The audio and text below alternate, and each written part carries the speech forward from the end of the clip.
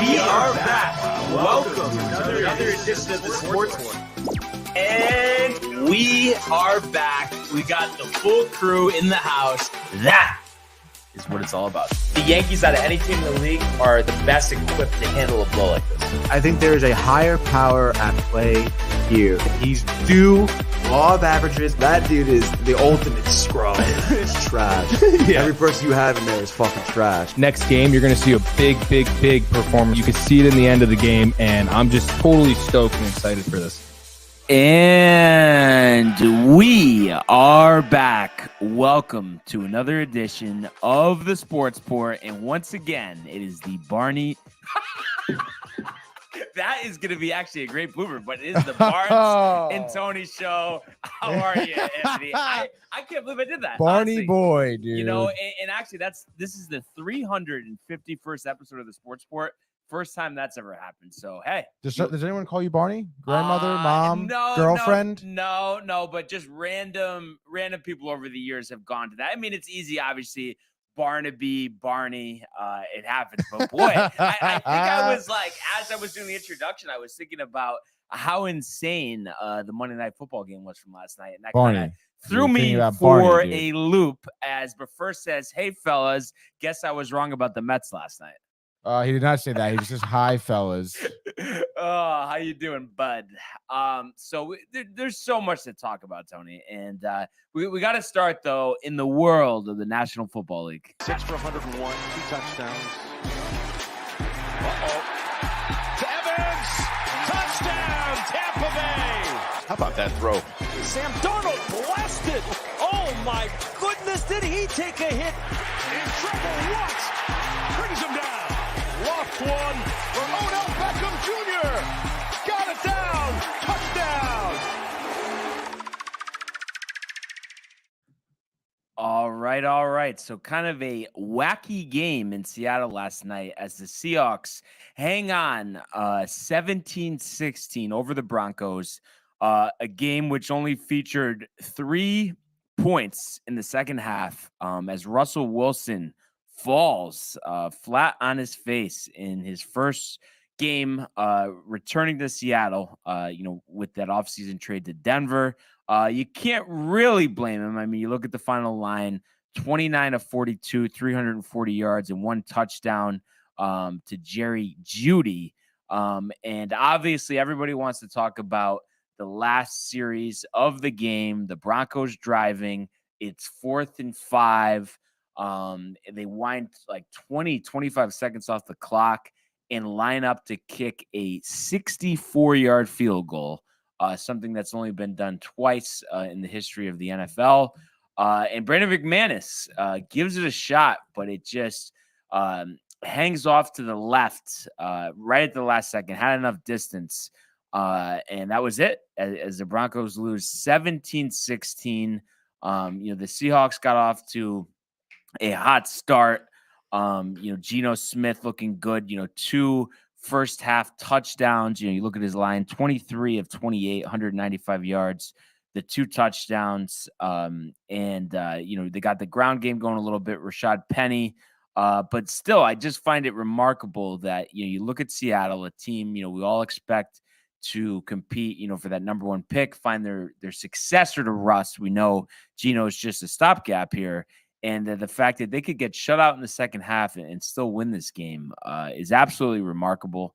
And it's definitely an indictment on the Broncos. And that being said, I mean, I know I said it was very close to a field goal. We know McManus has a big leg, but he's 1 of 8 in his career from 60 yards. So clearly it's not his specialty. Is it asinine, Tony? 4th and 5. You have plenty of time, 5 yards. You just brought in Russell Wilson, and you're scared to go for it on 4th and 5. Give you maybe a 58-yard field goal, a 57-yard field goal, instead lining up from 64. Is that an indictment on Coach Nathaniel Hackett? Honestly, yeah, I think it is, dude. I think that's a really poor play calling. Like you mentioned, you brought in Russell Wilson here.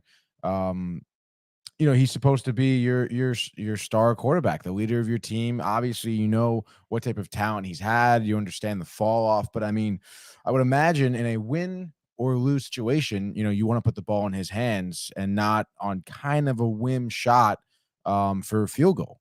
So I don't know. I think it was a really poor play call. I would have thought. I mean, what was there? Maybe like 45, 50 seconds left When it started, when it they started. let Yeah, the they let clock the clock go wind down to to like 20. and But kick you it. still had what, like 2 timeouts or something like that? I mean, and actually, the play before you had 3 timeouts, right. and about a minute left. And you could have at least, if you wanted to kick that field goal, you could have killed the clock and then lined up for it, and then you have 3 timeouts if you miss it. So the strategy just really doesn't make sense. But the one thing that, that aside, I mean, I think it's pretty pathetic to go, to score only 3 points against Seattle here, especially after they lost Jamal Adams to a torn quad in this game. He's obviously the leader on defense, and you go 0 for 4 in the red zone. I just, I know there were obviously some nerves early, but if you really look at this, I mean, they did better, in the first half, of the game here, scoring that touchdown.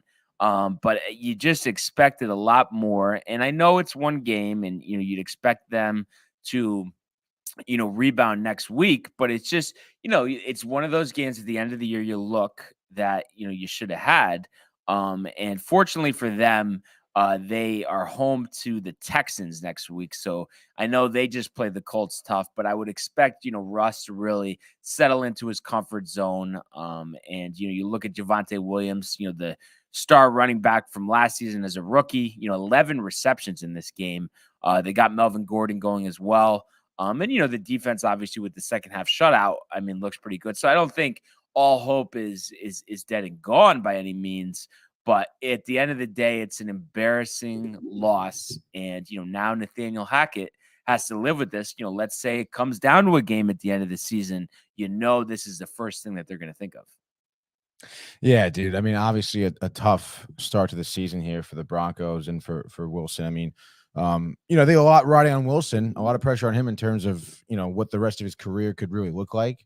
But how'd you feel about Geno Smith last night? I mean, looked great, right? Early. Well, I still think he looked pretty good throughout the game. Well, no, I mean, the second half, just, didn't have much production. Non-factor. I feel like they didn't target Metcalf as much in the second half. No. At all. But that's Pete Carroll. I don't know. Why? I just feel like Pete Carroll's past his prime. I've always loved him, always been a fan, but it's just, I don't know if he goes about games, the right way. I don't think so either. Did you see how happy he was when they missed the field goal? Yeah. Yeah. Well, because him and Russ are, I mean, there's a lot of beef there. You think so? Oh, yeah. I mean, without question, Tony. That's a shame. And you look at, their second half drives here for the Seahawks. Crazy how many fumbles there were here. There was literally 3 possessions in a row with fumbles, but so they go 6 plays, 37 yards, fumble. They go 9 plays, 16 yards, punt. They go 3 plays, -6 yards, punt, and that was it. So that was the extent of their second half. So really, didn't have an ability to get anything going. But you look at like the Broncos. So open that second half, you go 10 plays, 78 yards, and you get nothing. They were 0 for 4 in the red zone. Obviously, everybody's going to point back to, what the Seahawks did in the Super Bowl against the Patriots, Russ, trouble in the end zone. But it's like when you get that close, you got to just find a way. Mm-hmm. They have so many weapons on this team, really is, unexcusable. And I think, as the season goes on, as, Russell Wilson gets more comfortable with Coach Nathaniel Hackett's play calling, I don't think this stuff will be an issue. But now you really, put yourself in a situation where, I mean, it's kind of a must win against the Texans, just to save face if anything else, not to say the season's over. And I know, it's easy to overreact after one game, but I mean, just moving forward, anything that you saw last night that you feel might come back to bite the Broncos, down the stretch and maybe jeopardize their ability to make the postseason this year? Yeah, I think it's just not trusting Russ. Yeah, really. Trust him more often, get the ball in his hands, make him, put him in that position to make the play.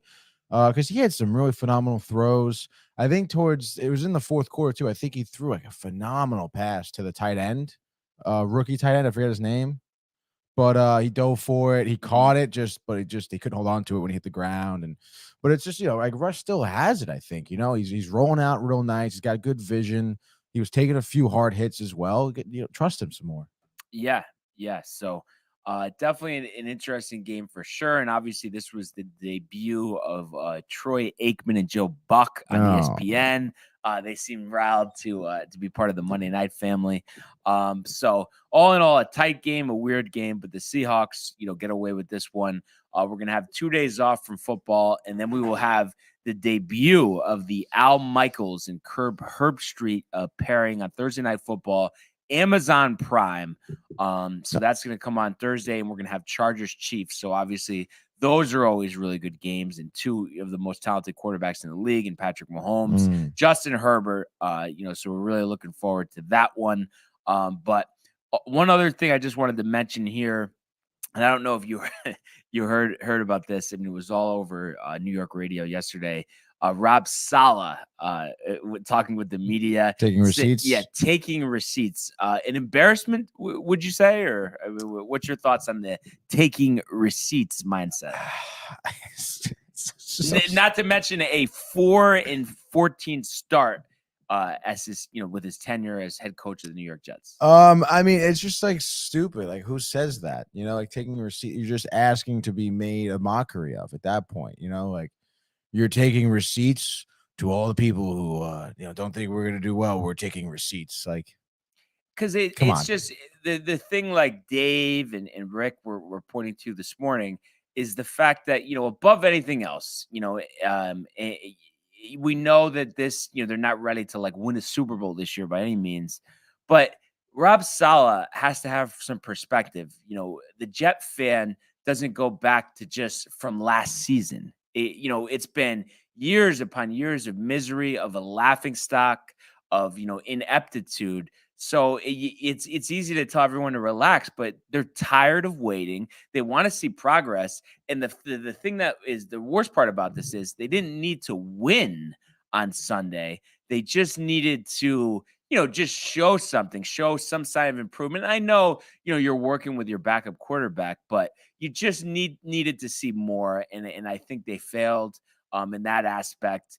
And, he did confirm Joe Flacco will get the start here week 2 against the Browns. And I know, they can improve, of course, but I don't know, man. I just feel like that Browns defense is tough. And I could really see, Flacco getting hit. I mean, you think about the defensive line over there with Myles Garrett.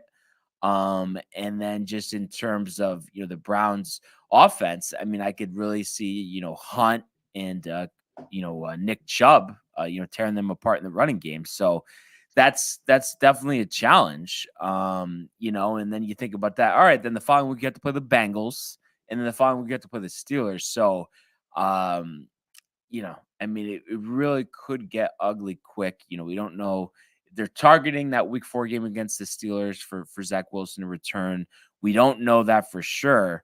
And I've always liked Robert Saleh, and I'm sure there's some frustration, but it does sound like a little bit of excuse making. He even said, I don't know if you heard this. He said they started out, like when he took over the team, in worse shape than an expansion franchise. I mean, you think that's true? No, I mean, how could that be true? An expansive franchise is starting from scratch. I mean, clearly they have, they had some assets, So I don't know, man. I've always been confident with him, but just in the back of my mind, is it like, are we going to go, 3-14 this year and then be looking for a new head coach next season? It's possible, but I mean, I feel like, I don't know, dude. Do you really think if you have a poor season, right, which is kind of what everyone is expecting anyway, I feel, that you're going to get rid of Saleh? Like, honestly, it depends what type of poor season. If it's when Zach Wilson comes back, he's having 300-yard games, they're losing games late, but they're showing toughness, they're showing fight, then he can win 4 or 5 games. Right. But if it's like they're getting shellacked, shut out, struggling to score, I do think Woody will pull the plug. And there was some talk about, especially if they're in position for that number 1 pick, if maybe, Sean Payton would be interested in coming to town, get the number 1 pick, get Bryce Young, get CJ Stroud, and then have control over the football operations, which I would love, because I just feel like we are at a point with the Jets. If this Saleh era, this Zach Wilson era doesn't work, I mean, it's just time to do like what the Broncos did and just be bold, get the best, and you can't wait any longer. How much longer are you going to say next season? And it's just, fans all around, Ira from Staten Island, he's already thinking same old Jets. Yeah, You feel he's terrible for that guy. That guy deserves one good season here. I mean, could we at least get a wild card berth? But were you listening to Dave and Rick this morning? Yeah. Or you're saying because Dave with the Mets? Yeah, of course. Mets lose. I mean, listen to Dave and Rick. Well, actually, I missed the Mets segment. I was on the road pretty early this morning. They were just talking about the Jets, and I think and the Giants talk. Yeah. But like I said, now that it appears, and obviously by Monday we'll have more clarity on this.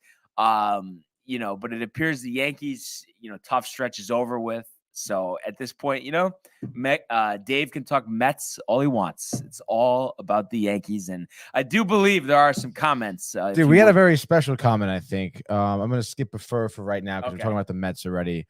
AJ Tanucci. The Mets looked like a T-ball club out there. Listen, AJ. I'm honestly not sure. I would imagine you're a Yankee fan at this point. You seem like a Yankee fan. He was in last year. He's a Yankee fan. And we appreciate the perspective, AJ, because we don't get enough common sense. First of all, that is prefer with Tony, the Mets syndrome that is. Anyway, it's hyperbole. Okay, that's a stupid statement. First of all, second of all, up and down. All right, it's totally fine. We're gonna win the World Series. Doesn't matter. Yankees are gonna lose the World Series. They're gonna make it past the first round of the playoffs. Okay, so I'm not really worried about it. We'll get into the Mets for sure. But Fur also wants to know your thoughts on Jets getting crushed by Peyton Manning on the Manning cast. I don't know if you watched the Manning cast. No. It was pretty good today. It was pretty good yesterday. Yeah, I mean, I just don't, you know what I mean? I guess the reason why I don't watch the Manning cast, and I feel like this is a good analogy for you, if there was such a thing as a David Wright cast instead of the Mets broadcast, would you watch that instead of the regular broadcast? I mean, you may find me tuning in from time to time, but it's like at the end of the day, I'm not like you're watching one. It. You just want to. We don't need alternate broadcasts. Why does everything? Why do we need to always just change just to change? There's no need for an alternate broadcast. I'm sorry. Okay.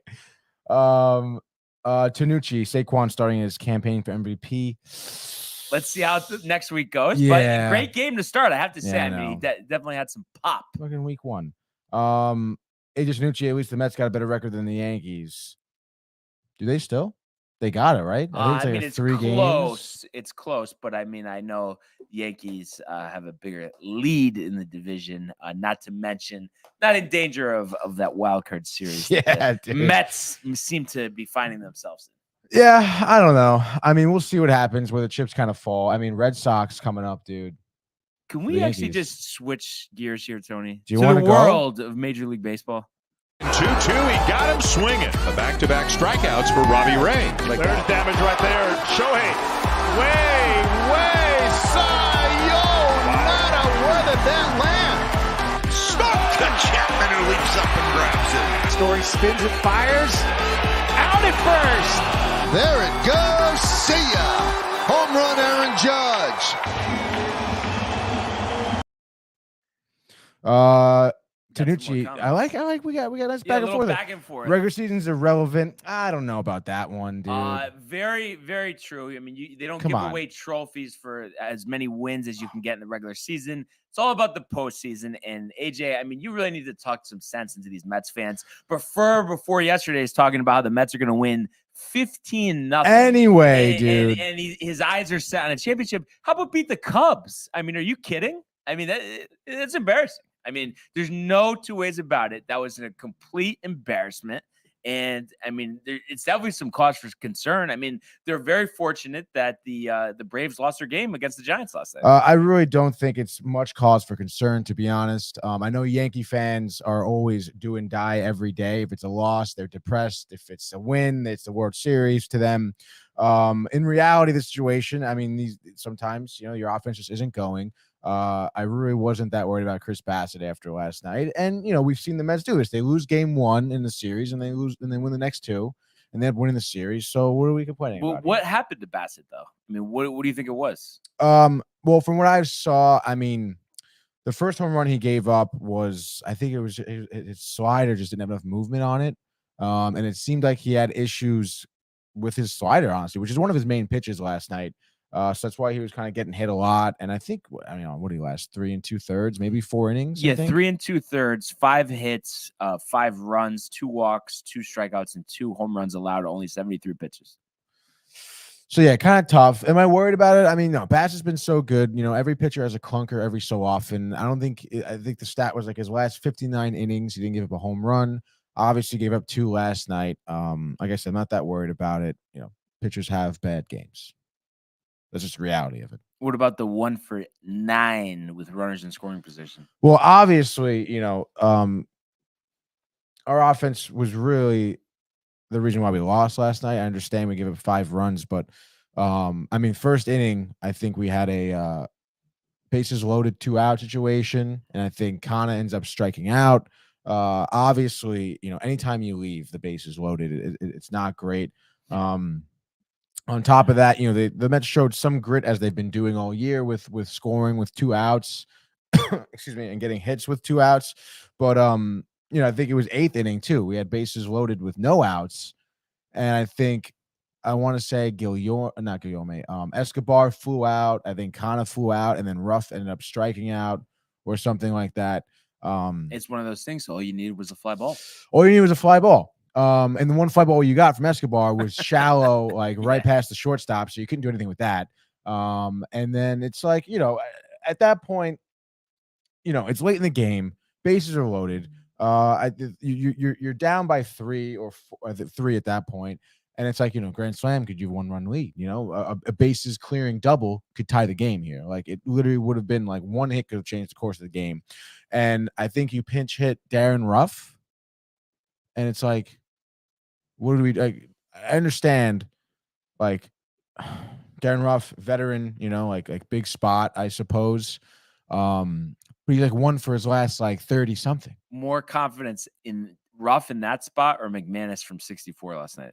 Oh God, McManus from 64. Wow. Just so, because kickers, I feel like it's their job to just kick. And as the years go on, as we've seen, right, Tucker breaking the record last year, it's just the range is endless. I think every year, at some point we're going to see a 70-yard field goal. Yeah. Oh, definitely. Which is crazy to think about. It really is. And then, but it's just like, you brought up Mark Vientos, right? Why wouldn't you have him in there to pinch hit? Like, I understand he's young, but right. I mean, all arrows from Darren Ruff point to not getting a hit. And this might be just like a no shit type of question, but if it was up to you, I mean, you would have already released him by now. Yeah, probably. Yeah. So, I mean, it's tough to bring him up in a big spot there.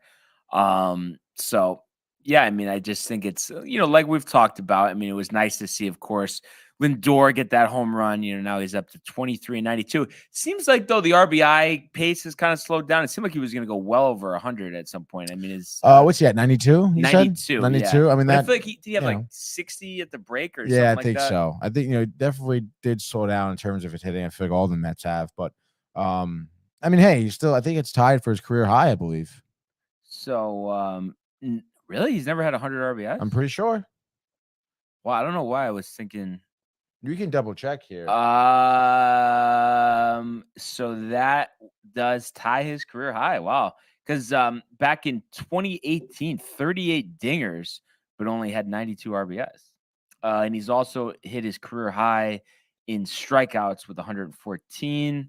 And let's see, 15 stolen bases and OPS 794, WAR 5.2. That's a pretty high WAR. I have to say, I didn't expect it to be that high. I know. So, but I mean, I still think, Tony, I mean, it's definitely improvement upon last year, but I think you still are waiting for just a little bit more compared to From Lindor? Yeah, from what you expected when he first came over. Yeah, no, I'm definitely enjoying his defense. I'm enjoying the 92 RBIs is nice. If he had like 33 home runs right now, that'd be a little bit better. I think he has like 26 or 23. 23. Yeah. Yeah, if he had like 10 more. Yeah. So, I mean, but I mean, at least it's better than how it started. Right. I guess that's, of course, the important thing, only hitting 230 last year. So like I said, it worked out for the Mets, that the Braves lost 3-2. I was very surprised about that, but sometimes, the late start time, San Francisco there, I'm sure it was a little chilly, in the Bay Area. So what are you going to do? And just to kind of update everybody on the picks, so right now after last night, Tony going 1-2. I went 2-1, so I am 5-4-1 as that tie will come back one way or another. Tony drops to 4-6 on the season here. So obviously a lot of time left here. And we're back to a full slate today, so we can do a full 4. And I'm sure you want to start with the minus 430 Mets today. Jacob deGrom versus, I believe, is it Adrian Sampson?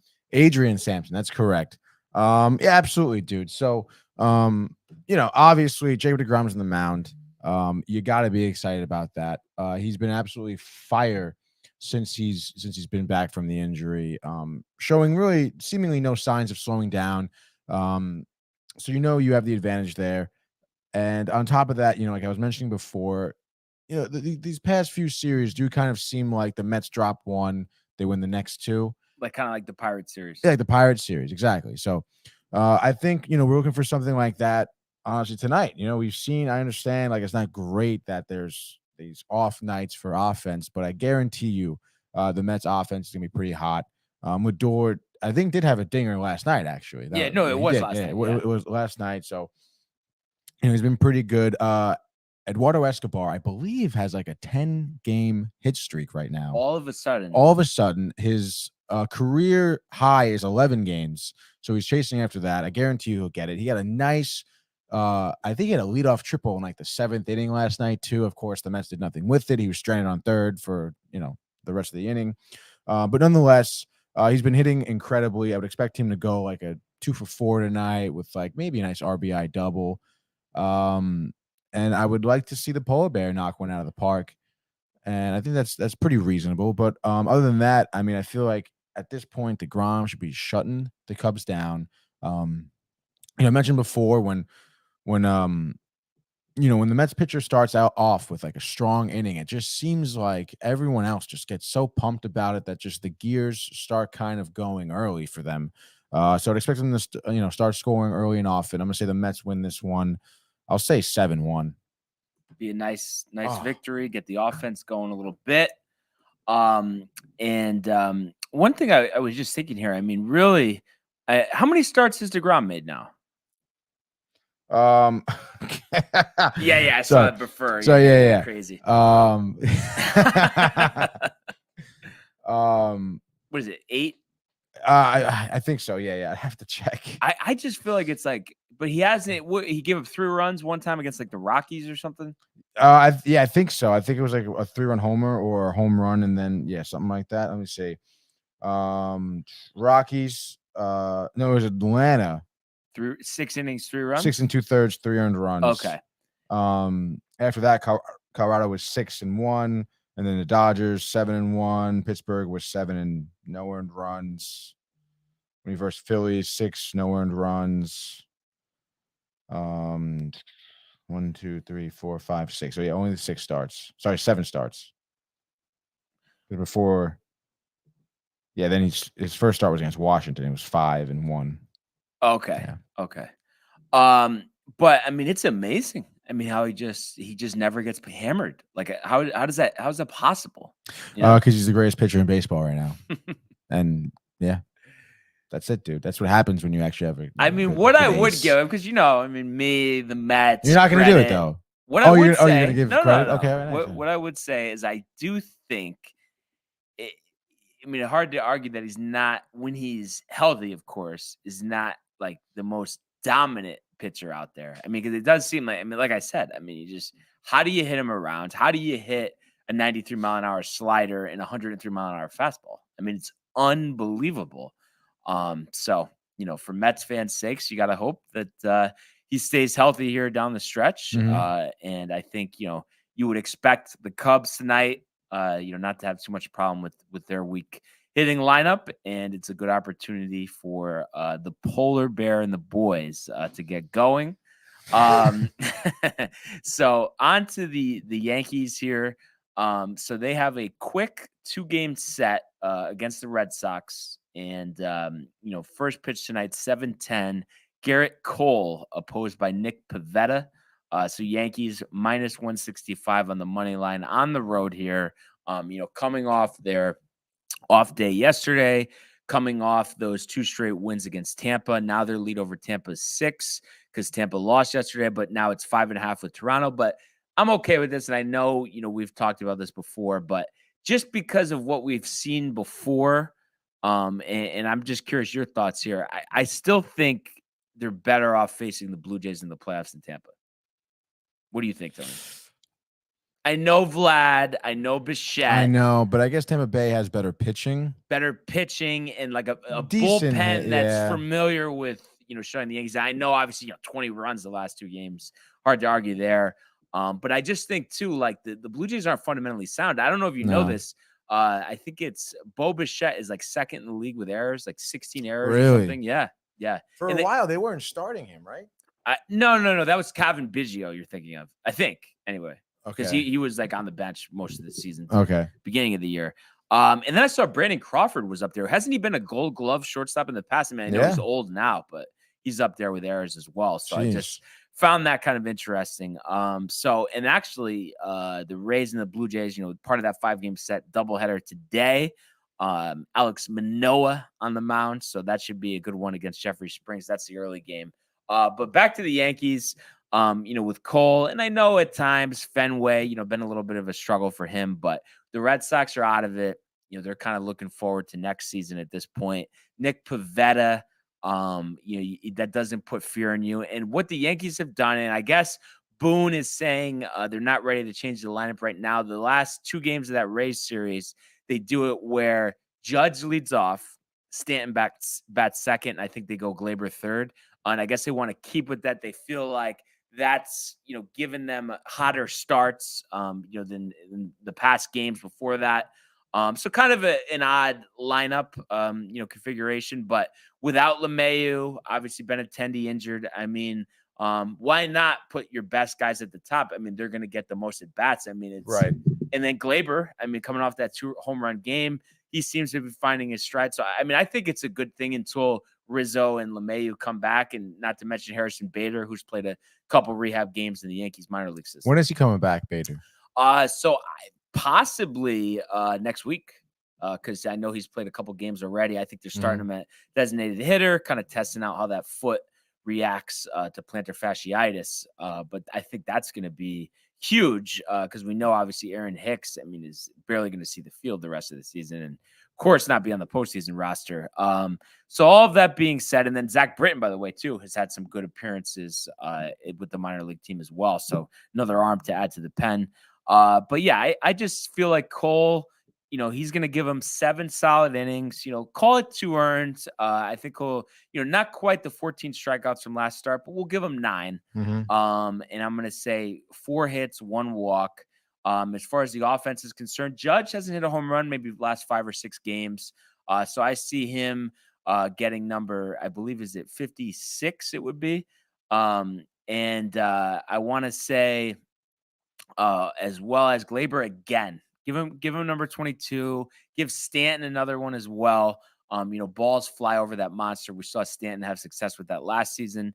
So I'm going to say, all in all, end of the day, 7-4 victory. Clay Holmes, immaculate inning in the 9th to close it out as the Yankees win their third game in a row.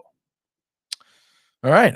Well, I guess my next pick here, I think we're gonna go with the Blue Jays tonight. Actually, they do have I guess this game is the first game, so they have a doubleheader. It's gonna be in the afternoon, 107. We have Alex Manoah on the mound against Jeffrey Springs, and we talk about Manoah here. Obviously we like him we like him a lot here on the show. I guess we kind of been following him since his debut here, but his last few starts, just to name a few, against Baltimore, 8 innings, 1 earned run. Pittsburgh, 7 1/3, no earned runs, and then LA, 7 innings, no earned runs. I understand, obviously, these are 3 not so great teams, but the fact of the matter is, he's getting the job done when he's supposed to. He's a very strong pitcher. He's got a good record. He's 14-7, a 2.42 ERA, a slight advantage, I would say, over Jeffrey Springs here. And then, Toronto seems to be on a roll. They won game 1 yesterday, 3-2 in a tight one. And then I think they've won 4 of the last 5. Toronto, I know, obviously, Tampa Bay has kind of struggled against the Yankees and obviously lost game 1 here against the Blue Jays. So I would say Blue Jays take game 1 of this doubleheader. I would say another tight one. I'd say 5-3. Yeah. And it's funny, the Rays seem like they're really coming hot. And then all of a sudden, you lose last night, lose the first game of this one. I mean, very quickly, they could find themselves, on the outside looking in or that last wild card spot. But I think, that's been kind of the Rays all season. And they were just fortunate that the Yankees hit that stretch that allowed them to get back into this race. Right. But yeah, I definitely like the pick there. Manoah is really, really good. And Barrios finally pitched well last night for the Blue Jays. How about that? I know. Who'd have thought, dude? Did you pick the Blue Jays last night?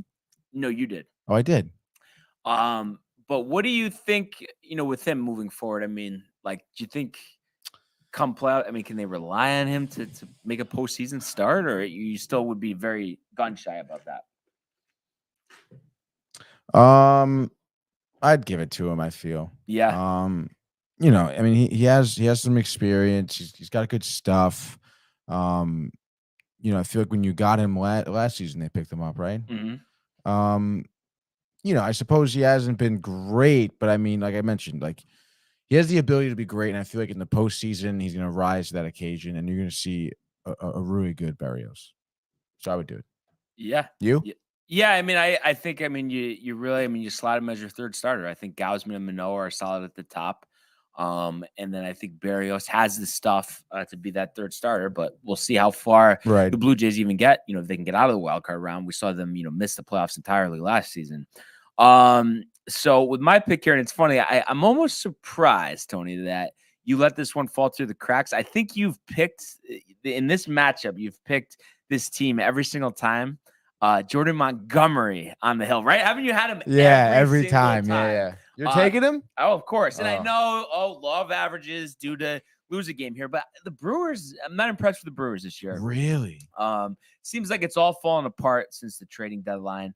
The Cardinals, obviously a lot of buzz, with Pujols sitting on 697.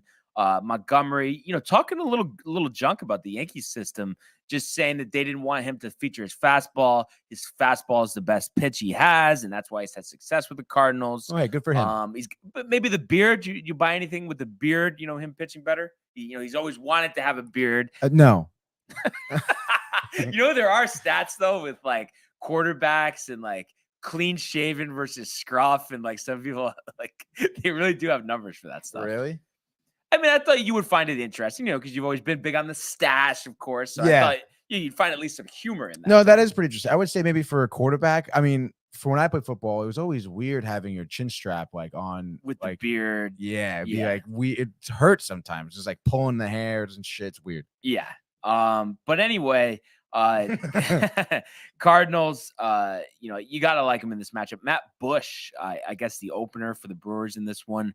But I just think Monty, he's settled in. He loves St. Louis. St. Louis loves him. And obviously, huge trade for them because, they're getting him for somebody. Harrison Bader still hasn't seen the field since that trade was made.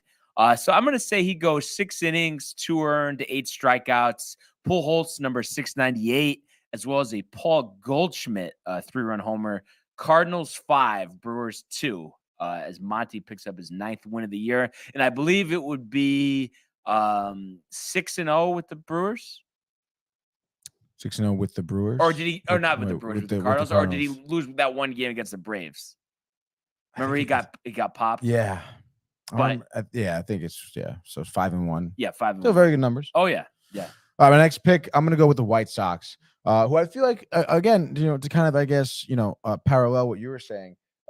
Michael Kopech, I feel like, is someone who you always go with. I could be wrong. Yes, and really, I think he's got to go back to the bullpen. I mean, Really? You look at the numbers, mediocre. Last start didn't go well. The start before that, he got placed on the injured list after. I don't even think he got an out, and he gave up 4 runs. Yeah. The strikeouts are way down. And like I know I've referenced this a bunch, but the way he looked in that Field of Dreams game, I mean, it's unbelievable. You put him in the starting rotation. I know the numbers aren't bad. I think his ERA is still under 4, but I just feel like he went from a dominant weapon out of the bullpen to a very mediocre 3.5, 4 starter. And I just feel like he's too talented for that. I mean, I just throw him in the pen. Have him be a 2-inning guy out of the pen if he's going to give you mediocre results out of the starting rotation and not be able to go long into games anyway. Mm-hmm. No, yeah, I couldn't agree. I was actually going to go with the White Sox tonight just because. Well, now since I said that, you want to show me up. The Rockies. Now, definitely. Yeah. Chad cool. Former Pittsburgh Pirate. Great. Like out of town. Okay, so I would say give me the White Sox here. I think they have way more offense than Colorado does. Colorado, I think, has been an absolute bust this year, I feel. Yeah. Chris Bryant, the big acquisition. Obviously they lost Arenado, Story, but it's like what are they like? I don't know what's going on with them, to be honest. They just seem like they are absolutely phoning it in right now. And I think maybe a good spot for Kopech.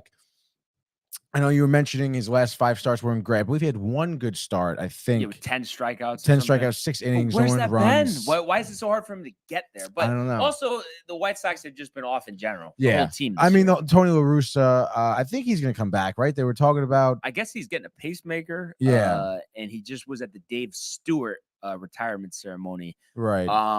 It hasn't been confirmed. But you would imagine. I don't know. I just feel like it's just like. Don't take any chances. I know, dude. You're too old to be managing. Like, come on. Retire. Let Cairo, take the job permanently. Yeah. But nonetheless, I think the White Sox are going to rise to the occasion here at home. Give me the White Sox 4-2. And before I get to wait, how did I? Are you messing up here? No, but you went first though, didn't you? Yes, I picked Mets. Never mind. I wrote something down, but I didn't say it yet. That's why I was like getting confused. But before I get to my pick, can we talk about Mike's comment here? Okay, yeah. So he says, should have seen Tony throwing heat looking like the rookie yesterday. You ever seen The Rookie? Yeah, Dennis Quaid. Wow, Brian. Yeah, great movie. Him and I were Michael, big congratulations to Michael too. Sold his car yesterday.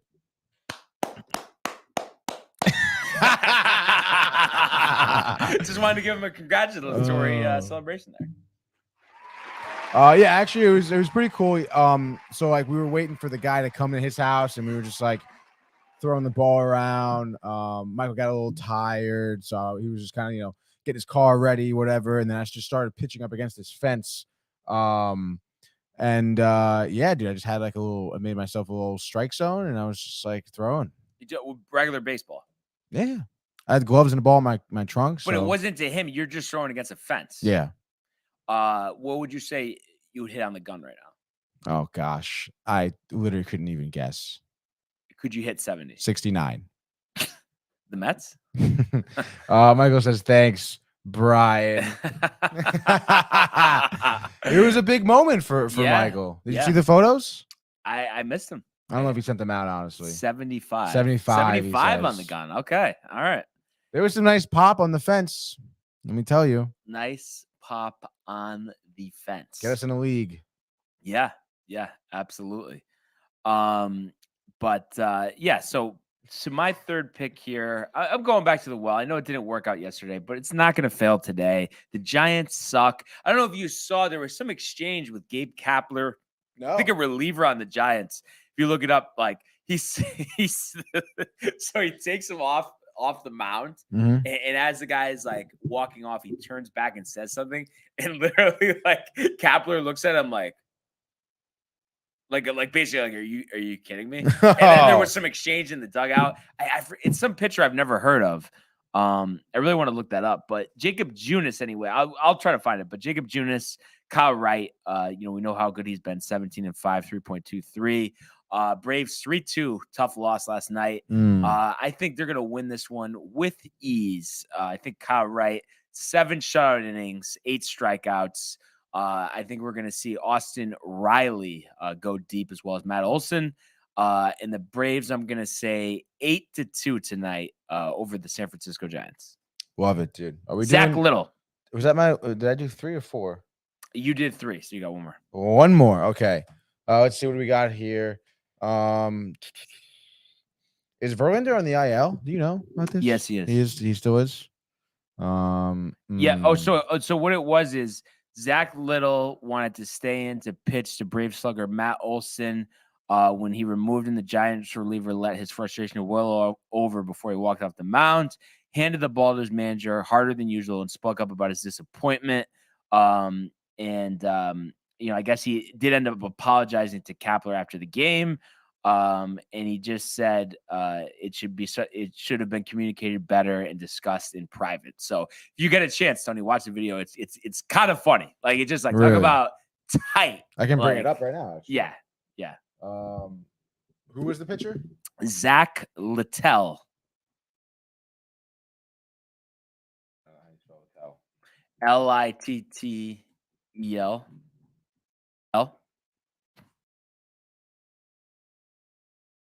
we got here? Tense exchange. This has got to be it.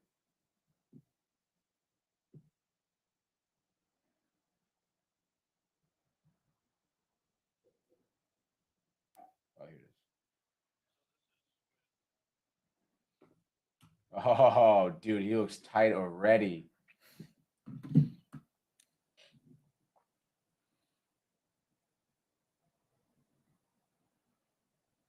Here we go. Oh. The manager went to get him, and something was said. He looks like he basically said, like, my God. he literally looks like he said, like, go fuck yourself. Came back into the dugout. He said, "All right, young man, we got to have a chat." Oh, and then they went down to talk about it. And a chat they had. But I just thought that was funny. And it's just, those are the type of things, Tony, that happen to a team. 5 games under 500, very underwhelming season. Tensions boil over. That's kind of part of the game. Dude. Oh, so my last pick here. I guess I'm gonna go. I guess I'll go with the Dodgers tonight. Where am I? Here am I. I'm gonna go with the Dodgers tonight. I understand, like, obviously, you have Kershaw on the mound against Merrill Kelly, who's been doing really well. Obviously, this season for Arizona, 2.94 ERA. He's 12-5. Probably the only good thing about Arizona this season, really. But I still feel like, regardless, you're pitching against Clayton Kershaw, who's been pitching a hell of a season, a 2.62 ERA. He's 7-3 on the season. You look at his last few starts against San Fran, 6 innings, 2 earned runs. The Mets, this is when they lost, but it was still he had 5 innings, 1 earned run. He has a decent season behind him, and I just think the Dodgers probably going to be like hitting Kelly better than the Diamondbacks should be hitting Kershaw. So I would say Kelly still throws a good game, but maybe he lasts 6 innings, giving up 2 earned runs, and then for the last 2, the bullpen, the Dodgers are able to kind of jump on here. I would say Dodgers win this one 5-2. All right. You want to hear about prefer? Yeah, let's go prefer. Prefer my pick tonight, who he rarely gives a pick out. Yankees lose 7-0. And now, Matthew, prefer. You're just a Yankee hater, bud. Bigger Yankee hater than a Met fan. Wow, Matthew. Just saying, Matthew might have a point. We always appreciate his insight. Oh, And it's just, I mean, there's a lot. I'll be the one to, openly admit, me with the Mets, it's tough not to get tight, but prefer, I mean, I think is in the same category at this point with the Yankees. And I know part of it is to just rub it way harder than anybody else would. obviously. Part of it is, Prefer's just trying to rub it in to me. But hey, man, I mean, they did outscore the Rays. What was it, 20-7 the last two games? I smell a rat. We got our ace on the mound tonight, and the Mets just are coming off a disappointing loss. So, like I said, in that video, in that reel that you can all go back and watch, the glass of Gentleman Jack. Raise it up, Prefer. Gentleman Jack. Raise it up. Anyway. For my last pick here, and we talk about, common picks, places we've gone before. My guy, Logan Gilbert, on the hill for the Mariners in Seattle tonight, opposed by Yu Darvish of the Padres. But Padres just have been off really all season, and especially since the trade deadline. That Hader trade has been a disaster. Soto hasn't heated up at all. We know all about Tatis. Gilbert, after a little bit of a rough patch, has pitched very well his last couple starts. And the Mariners look like a scary team. I don't think you really want to face them in the playoffs. So I'm going to say Gilbert tonight. He'll go 6 innings, 7 strikeouts, 3 hits, 2 runs. I want to say Ty France and J.P. Crawford each hit a solo home run. And then late in the game, Julio Rodriguez walk-off triple as the Mariners defeat the Padres 3-2 in a riveting regular season matchup. Riveting, dude. Good stuff, dude. The icing on the case. Icing on the case. But we're really hitting it hard here regarding the Yankees. Really coming down the home stretch here.